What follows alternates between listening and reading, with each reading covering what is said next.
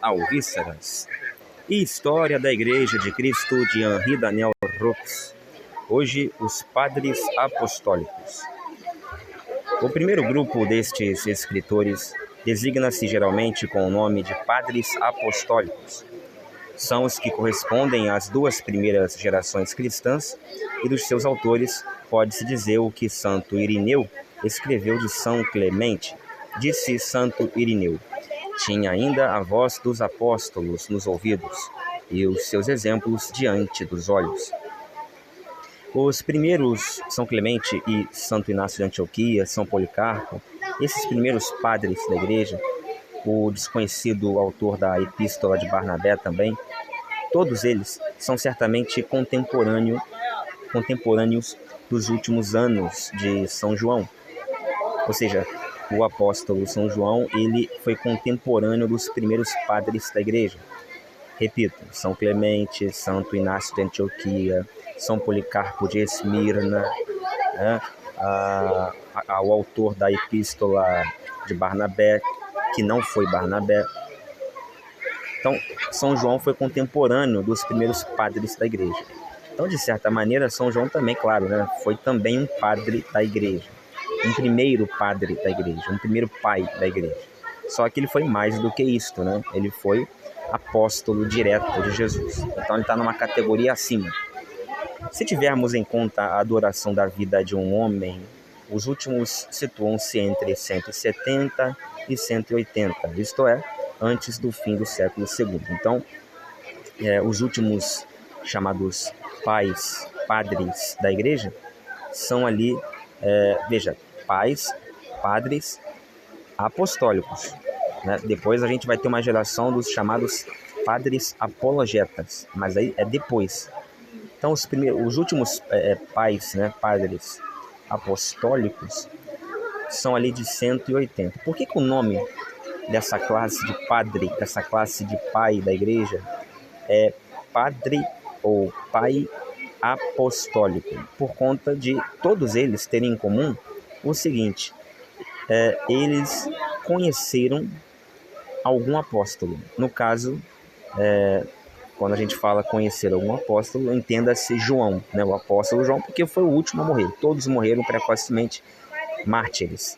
São João também foi martirizado segundo a tradição, só que ele morreu com 90 e tantos anos. Então, morreu em 99 depois de Cristo. Então, morreu assim, coube, aprouve a divina providência fazer com que um dos 12 apóstolos pudesse morrer depois, bem depois, e pudesse fazer proliferar, fazer crescer uma nova geração posterior à geração dos apóstolos, capaz de dar continuidade à obra iniciada por aquela geração dos apóstolos. E esse magister, esse tutor, esse mestre, esse instrutor, esse guia, esse guru, enfim, foi o apóstolo São João. Então, a última geração dos padres apostólicos será por volta ali, terminará ali em 170 depois de Cristo, porque é mais ou menos o tempo de vida de uma pessoa, que dura ali cerca de 70 anos. E como aqueles homens, esses padres apostólicos nasceram, depois de João, bastante depois de João, eles conheceram João quando João já era um apóstolo, Eles não eram coetâneos de João, eles foram conhecer João quando João já estava, já era um apóstolo, Jesus já tinha morrido, Ou seja, ali por volta de 40, 50, ou até 60, ou até mesmo depois disso, depois de Cristo. Então João já era até um idoso praticamente, E foi quando ali João, já na terceira idade, foi conhecido por eles. Então, eles ali adolescentes, jovens ainda, imberbes, talvez, já ali conhecendo, tendo contato com esse apóstolo São João. E aí São João vai falecer e eles vão continuar por mais uns 40 anos, mais ou menos, não mais do que isso, 50 no máximo. E aí vai dar, se você fizer as contas, vai dar 170, 180 depois de Cristo. Muito bem. Quem são estes primeiros artífices das letras cristãs? Ainda que todos escrevam em grego, num grego, diga-se, nem sempre puro, pertencem a todas as raças, a todas as nações. Há entre eles romanos como Clemente e Hermas, sírios como Inácio, asiáticos como Policarpo e Papias, e talvez egípcios como os autores da assim chamada Epístola de Barnabé e das Odes de Salomão. São também de todas as condições. Clemente, Inácio, Policarpo e Papias são bispos, mas Hermas é um simples fiel, talvez de origem servil, um comerciante que fez fortuna. Ao mesmo tempo, certos textos anônimos parecem exprimir o pensamento coletivo de uma comunidade inteira, a própria voz do povo cristão.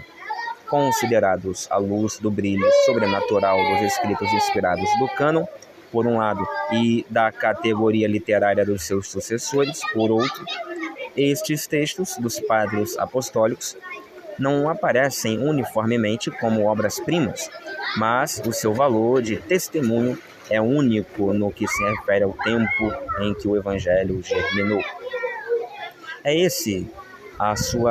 Essa a sua qualidade emérita, pois são documentos insubstituíveis sobre essas longínquas origens, que sem eles não poderíamos reconstituir. É por meio deles que adivinhamos toda a primitiva igreja dos apóstolos e dos mártires. É por intermédio deles que aprendemos as ideias mestras da doutrina, iluminadas sobrenaturalmente por uma fé admirável. O mistério do Deus único em três pessoas, o mistério da encarnação e o mistério da igreja ao mesmo tempo divina e humana. Então veja que os padres apostólicos diferem em algumas coisas dos padres apologetas, que é a geração posterior, ou seja, século terceiro, final do segundo, começo do terceiro. Mas talvez a principal diferença entre os padres apostólicos e os padres apologetas seja essa, tá? Por um lado, os padres apostólicos, eles têm essa característica de firmar as principais doutrinas, os principais dogmas da nova religião cristã.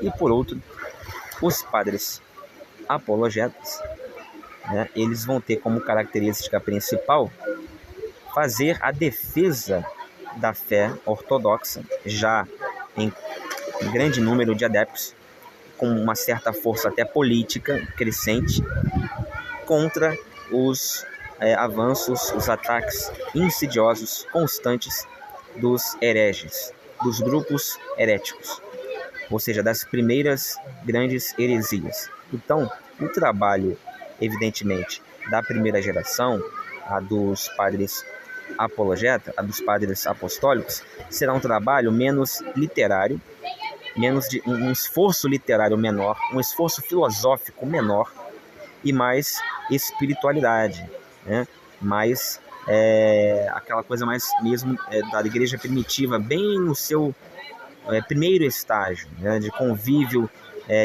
ainda de estabelecimento dos alicerces mais primevos, mais básicos da igreja. Quando a gente fala, contudo, da segunda geração, a dos padres apologetas, a gente já está falando de pessoas mais eruditas, mais bem formadas, com um desempenho literário mais aguçado. E tinha que ser assim, teve que ser assim, porque para fazer a defesa da fé cristã ortodoxa contra os ataques heréticos, era preciso ter um desempenho filosófico, era preciso ter uma performance lógica, de pensamento maior, capaz de refutar os ataques que eram disparados contra a fé da igreja. Tá? Então, basicamente, essa é a grande diferença aí entre os pais apostólicos e os padres apologetas. Essa sua qualidade é mérita, pois são documentos insubstituíveis sobre essas longínquas origens, que sem eles não poderíamos reconstituir. É por meio deles que adivinhamos toda a primitiva igreja dos apóstolos e dos mártires. É por meio deles que aprendemos as ideias mestras da doutrina, iluminadas sobrenaturalmente por uma fé admirável. O mistério do Deus único em três pessoas, o mistério da encarnação e o mistério da igreja, ao mesmo tempo divina e humana. Então, vejam, nesta época da primeira geração dos padres, a dos padres apostólicos, é que temos o surgimento, né? Não é ainda digamos assim, a definição total, né? Não é ainda a perfeita solidificação dessas doutrinas, mas temos o surgimento, apenas o surgimento, o início do ensino, do estabelecimento e do ensino dessas principais doutrinas da igreja, a saber, o mistério do Deus único em três pessoas, ou seja, começa a aparecer aqui a doutrina da Trindade. Então, dito de outra forma, é a primeira geração apostólica, tá? Primeiro para segundo século, que estabelece, né, coloca sobre a mesa a doutrina da Trindade. Portanto, quando se fala que por aí afora, e você escuta que a doutrina da Trindade é produto de Constantino, né? O cristianismo, a igreja é produto de Constantino, foi graças a Constantino, foi Constantino, tudo é Constantino.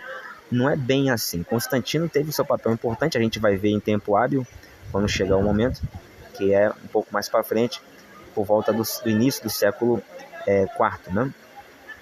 Mas, muito antes de Constantino, nós já tínhamos o estabelecimento dessas bases, né? Nós já tínhamos o início do debate e o primeiro estabelecimento, né? Ainda, claro, sobre bases ainda instáveis, porque era um início apenas do estabelecimento dessas doutrinas.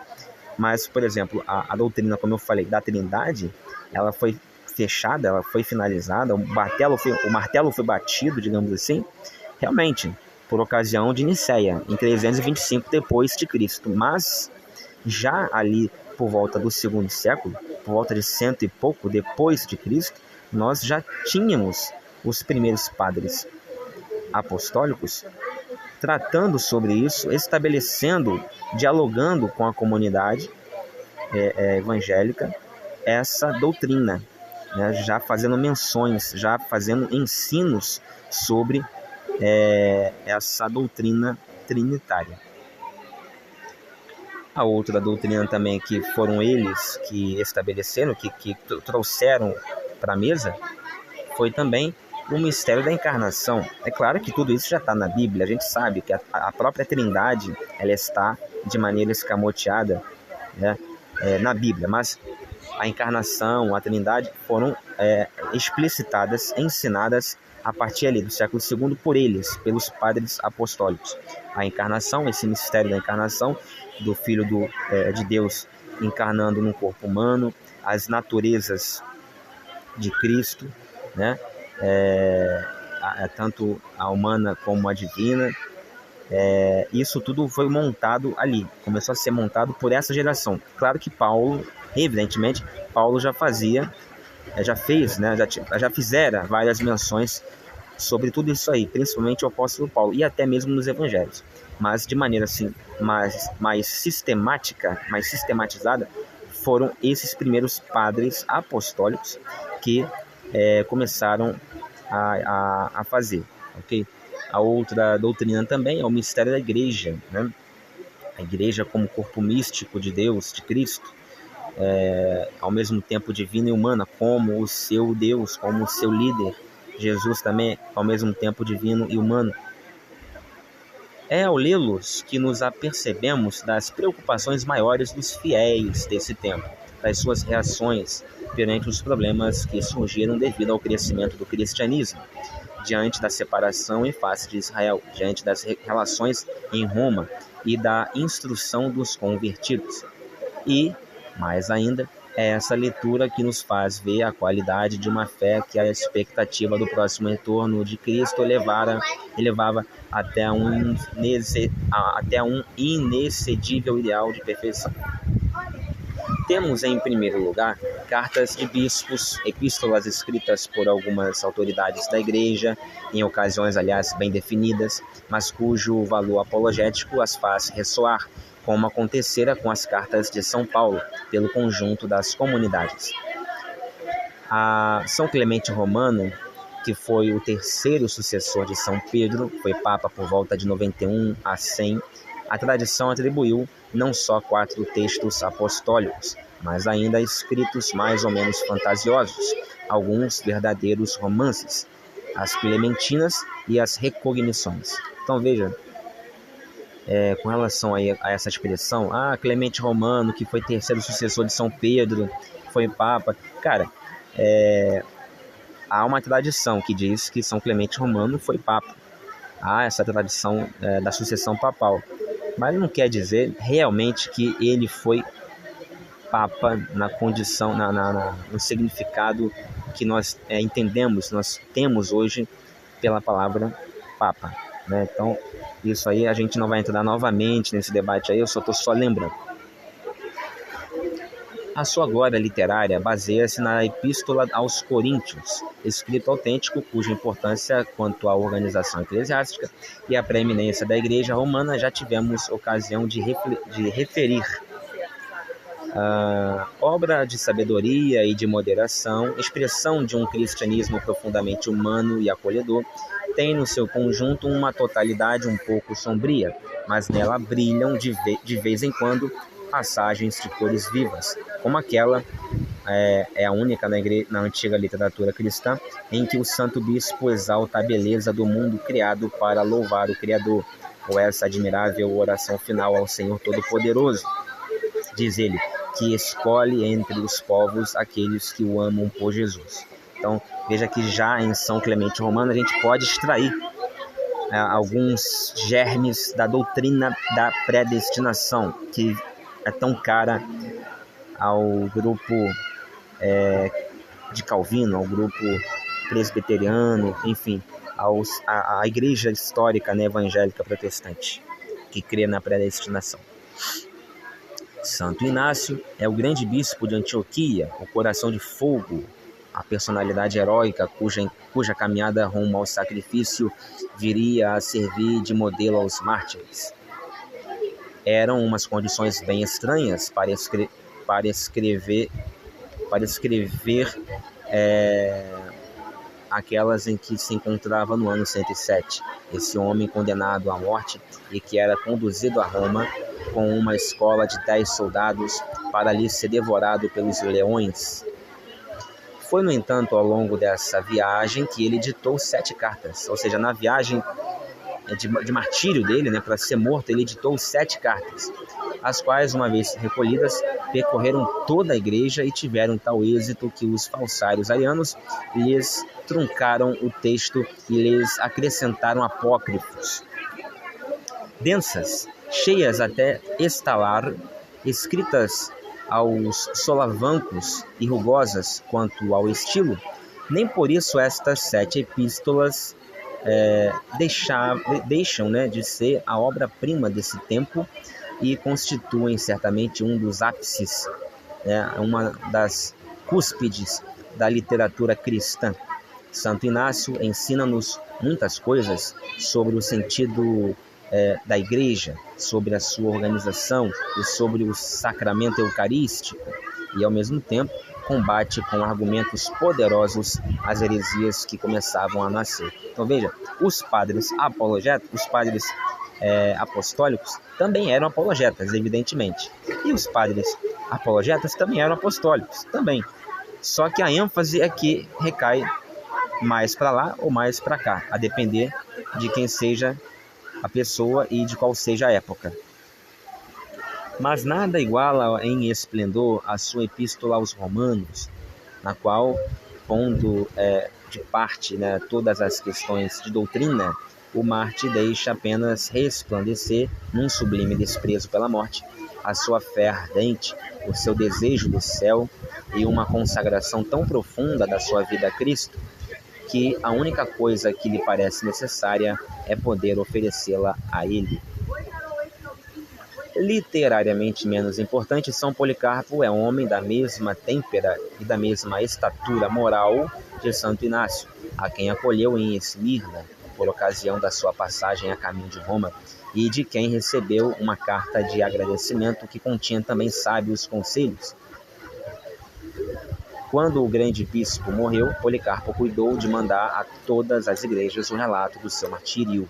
Apenas nos resta dele uma carta em que anuncia o envio próximo desse documento a gente de Filipos. Texto bastante banal, mas que contém estas linhas em que se resume toda a fé cristã. Aí segue um excerto retirado da Epístola de São Policarpo. Tenhamos sempre os olhos postos na nossa esperança e no penhor da nossa justiça, isto é, em Jesus Cristo. A glória do seu martírio em 155, no tempo de Antonino, torná-lo-á célebre. Os cristãos de Esmirna comunicarão o evento a todas as comunidades, e mais tarde o seu antigo aluno, Santo Irineu, contará a sua vida e exaltará as suas missões. Então veja, Santo Inácio de Antioquia foi tutor de São Policarpo de Esmirna, que foi por sua vez tutor de Santo Irineu de Lyon. E Santo Irineu vai dizer sobre São Policarpo.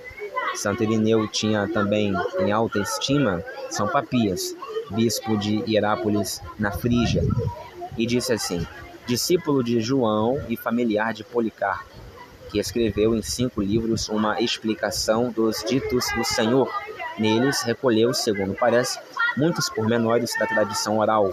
Infelizmente, esta obra perdeu-se e só a conhecemos por pequenos fragmentos citados por Eusébio e Apolinário. Então vejam,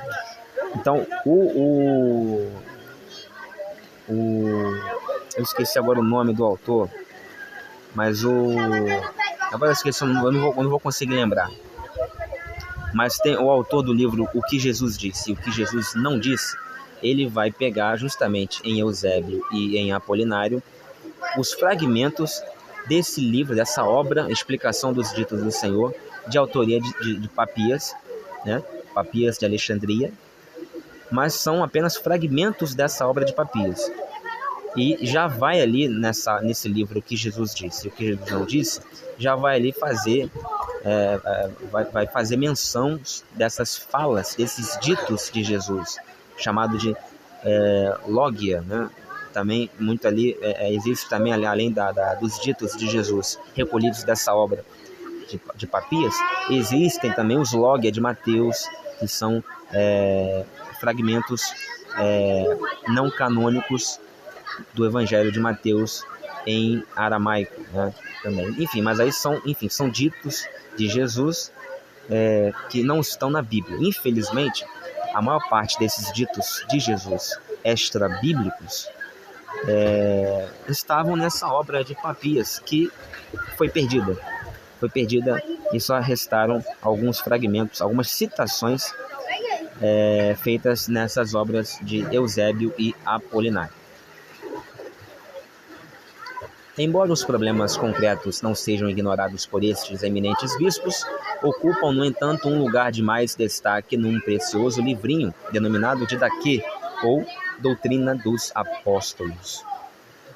Reencontrado em 1873, numa biblioteca de Constantinopla, quando já se julgava perdido, este livro teve tal voga entre os primeiros cristãos que se chegou a considerá-lo inspirado.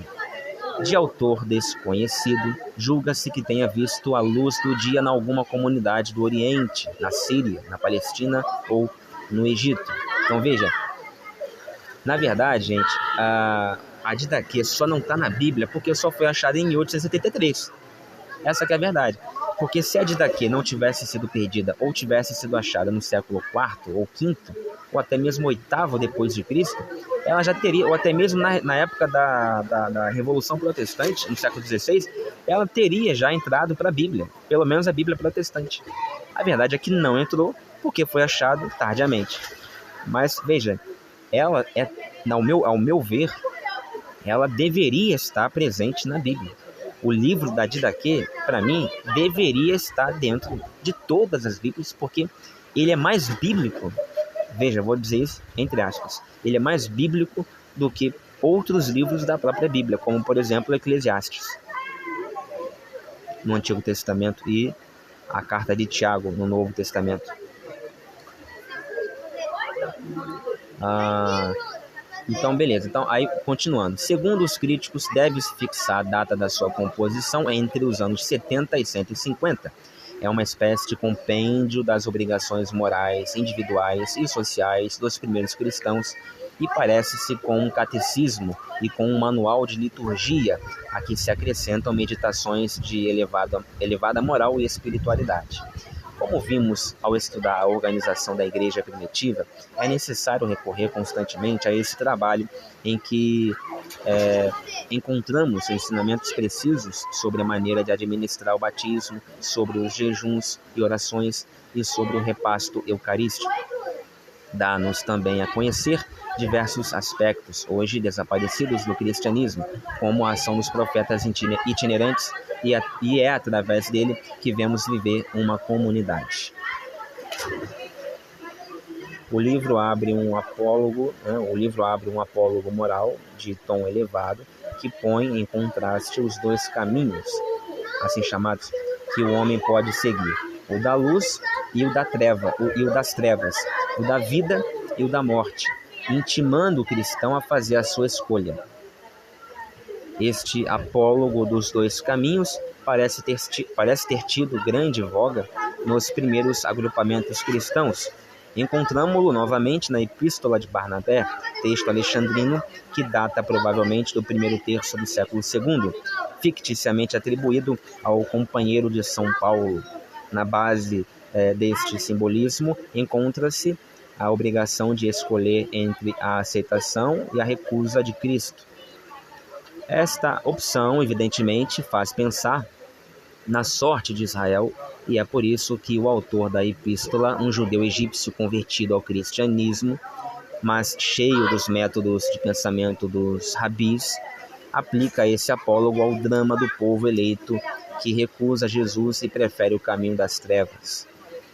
Trata-se de um documento importante sobre a resistência às influências judaicas nos meios cristãos primitivos, e é também a primeira tentativa de interpretação espiritualizada do Antigo Testamento, segundo um simbolismo cristão, ainda que se trate de um simbolismo muitas vezes exagerado.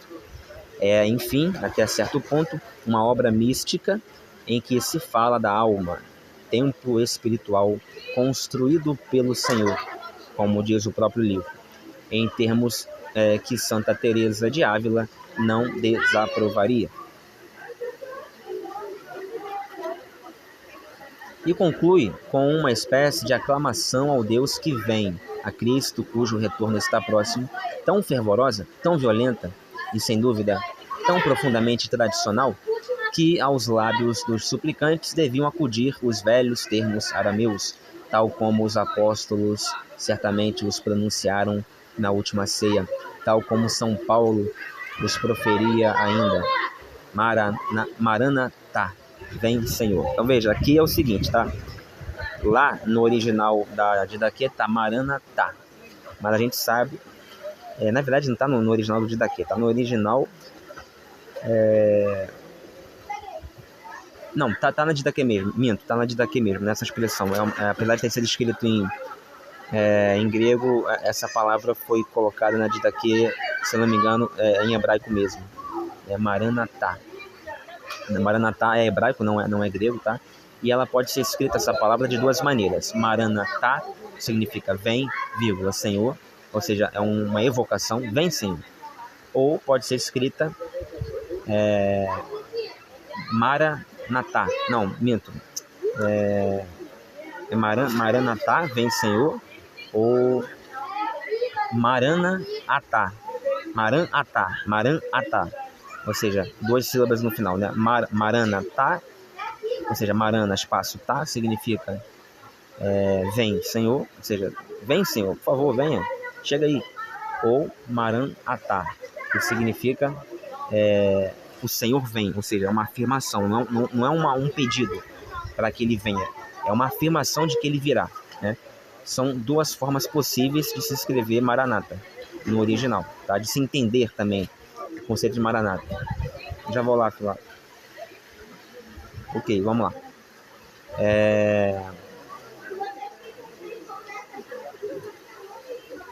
Cadê a porcaria da página? Esse aplicativo é uma merda. Esse Adobe, ele desliga sozinho. Cadê? Aqui. Vamos lá. Todos estes escritos apostólicos, seja qual for o seu propósito, estão, pois, repassados da fé mais viva. Há também os que não têm outro objetivo senão apregoar e exaltar a vida espiritual e comentar liricamente o amor de Deus e os problemas da alma. São um ponto de partida da literatura mística cristã. O mais curioso dentre eles é o Pastor, de Hermas. Trata-se certamente de uma obra estranha e, ao primeiro contato, perturbadora, como poderão ser para o leitor moderno a Divina Comédia, de Dante, ou os livros proféticos de Blake. Reinam nela os símbolos e proliferam as visões, sem que seja possível distinguir com exatidão o que é devido a dons proféticos dignos de crédito e o que é puro artifício literário. O cânon de Muratori, pouco posterior, afirma que o autor, Hermas, era irmão do Papa Pio I, que foi Papa de 140 a 155, sob cujo pontificado o livro foi composto. E o próprio Hermas afirma que, sendo grego e cristão de origem, vendido ainda muito jovem a uma dama cristã que lhe deu a alforria, escreveu a sua obra depois de grandes provações, tribulações familiares e reveses de fortuna que o fizeram experimentar profundamente o sentido da expiação. Pausa para comentários. Diferentemente do Didaquê, eu tenho certeza que o Pastor de Hermas não deveria ser, ele não é mesmo, a gente já sabe, que ele não deveria ser canonizado, não deveria ser canônico, não é e não deveria mesmo ser mesmo não, entendeu? Tá certo em não ser, é isso que eu estou dizendo, porque essas visões do Pastor, elas são realmente um pouco assim, tem um pouquinho de viagem na maionese, sabe? Tem um pouquinho assim de ficção, se não até bastante de ficção. E não é porque tem ficção somente, porque tem outros livros bíblicos que são fictícios, que tem ficção, mas é porque realmente o conteúdo extrapola a regula fidei, né? Extrapola a regra, o cânone, né? Ou seja, os limites da ortodoxia bíblico-cristã.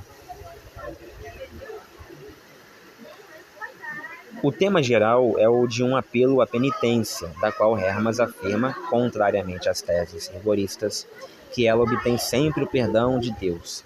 Este tema, que à primeira vista não parece prestar-se muito a fantasias, é amplamente desenvolvido em visões, preceitos e similitudes, ou parábolas, que são partes do livro, né? Visões, preceitos e similitudes são partes do livro, divisões do livro, do Pastor.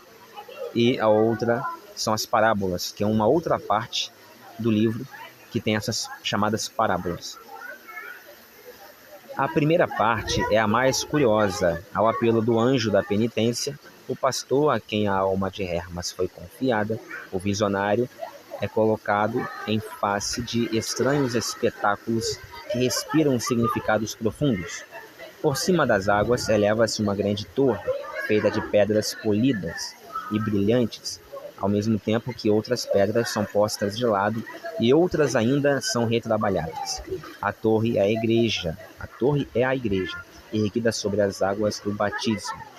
As pedras são os homens abandonados se são pecadores. Não, peraí. As pedras são os homens abandonados se são pecadores.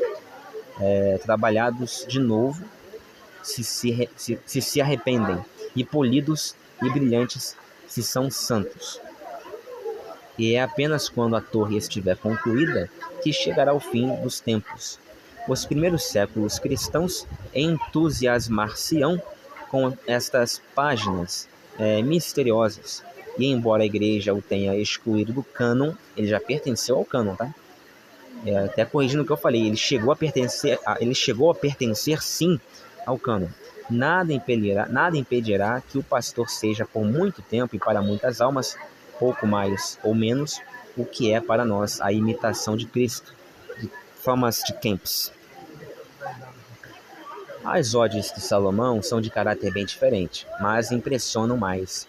O seu mistério provém, por um lado, do silêncio que as sepultou desde o século IV até 1900, ano em que foram descobertas numa versão siríaca, e, por outro lado, da ignorância em que se está enquanto ao nome do seu autor. Admite-se geralmente que é uma obra de meados do século II, nascida numa comunidade cristã de Alexandria impregnada de influências judaicas. O autor coloca ficticiamente a sua obra sob o nome do grande rei, poeta de Israel, e nela afloram, sem cessar, as reminiscências do Antigo Testamento, principalmente do Cântico dos Cânticos e dos Provérbios. O menos que se pode dizer é que esta coletânea poética é uma obra-prima da espiritualidade cristã, e se tivesse sido mais conhecida, vê-la-íamos sem dúvida ao lado dos mais belos salmos do cânon bíblico. Então veja, para Daniel Rups, odes de Salomão também deveriam ser canonizados, também deveriam estar contidos os odes de Salomão, ou as odes de Salomão também deveriam estar contidas no interior da Bíblia de hoje, e só não estão pelo mesmo motivo que também não está a de daqui, ou seja, foram descobertas muito depois, século XX já.